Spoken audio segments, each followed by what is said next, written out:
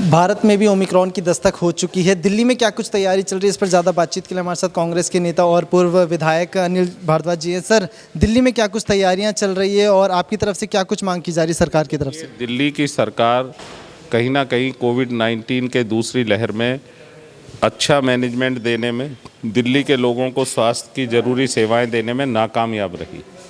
आज तक भी दिल्ली की सरकार ये नहीं बता पाई कि कितनी डेथ यहाँ ऑक्सीजन की सप्लाई ना होने की वजह से, ऑक्सीजन की कमी की वजह से हुई। सरकार ने आज तक आंकड़ा नहीं दिया है। सही संख्या भी कोविड-19 में जिन लोगों की जान गई, उनको जानकारी आज तक सरकार सामने ला पाई। हम ये कहना चाहते हैं, ये सरकार जो कोविड-19 के दूसरी लहर के बाद जिस स्थिति में खड़ी थी, हम इस सरकार को कहना चाहते हैं ओमिक्रॉन का जो खतरा है वो विश्वव्यापी है और दिल्ली और देश में भी उसका खतरा लगातार बना हुआ है। जब पहले मेडिकल जर्नल और मेडिकल एक्सपर्ट्स ने इन्हें तीसरी लहर या दूसरी लहर की बात की थी तो इन्होंने उसको सीरियस नहीं लिया था। गंभीरता से लेना चाहिए।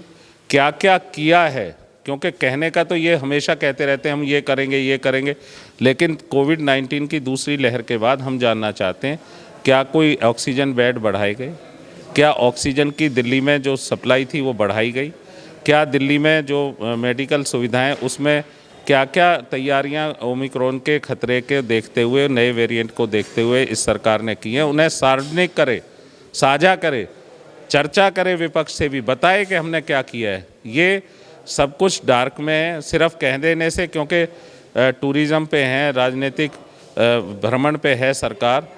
दिल्ली के लोगों को उन्होंने भगवान भरोसे छोड़ दिया है। दिल्ली के लोगों की चिंता को छोड़कर वो दूसरे राज्यों में घूम रहे हैं। तो हम ये कहना चाहते हैं, दिल्ली ने आपको 3-3 बार चुना है सरकार, आप दिल्ली के लोगों की भी हिफाजत कीजिए, उनकी भी जान माल की रक्षा की जिम्मेदारी आपकी है। यहाँ पे फेल नज़र आती है सर। आखिरी सवाल, अरविंद केजरीवाल कह रहे हैं कि दिल्ली इस बार पूरे तरीके से तैयार है, दूसरी लहर की तरह ओमिक्रॉन पर हम लोग विफल नहीं होंगे। ये केजरीवाल जी की सरकार ने एडवर्टाइजमेंट हमने भी देखे जिसमें कहा गया था कि दिल्ली ने 3-3 बार हरा दिया कोविड को, लेकिन उसके बाद जो दिल्ली में हादसा गुजरा बहुत भयानक था, डर का मंजर था, लगातार लोग जान गंवा रहे थे और आज कोई विश्वास करने को तैयार नहीं है। इसीलिए हम कह रहे हैं, दिल्ली की कांग्रेस की ये मांग है, आपने क्या क्या उसमें इजाफा किया मेडिकल सुविधाओं में, उसको सार्वजनिक करें, सीधे तौर पे बताएं। कोई हॉस्पिटल नया बनाए, ऑक्सीजन के क्रोनिक टैंकर जो ऑक्सीजन सप्लाई के लिए चाहिए कितने नए मंगाएं, कितना आपने ऑक्सीजन बेड की बढ़ोतरी की है, क्या आपने इंफ्रास्ट्रक्चर में, मेडिकल इंफ्रास्ट्रक्चर में कोविड-19 की दूसरी लहर के बाद किया है। ये दिल्ली की जनता भी जानना चाहती है और विपक्ष भी जानना चाहता है। इसे सार्वजनिक करें, बताएं।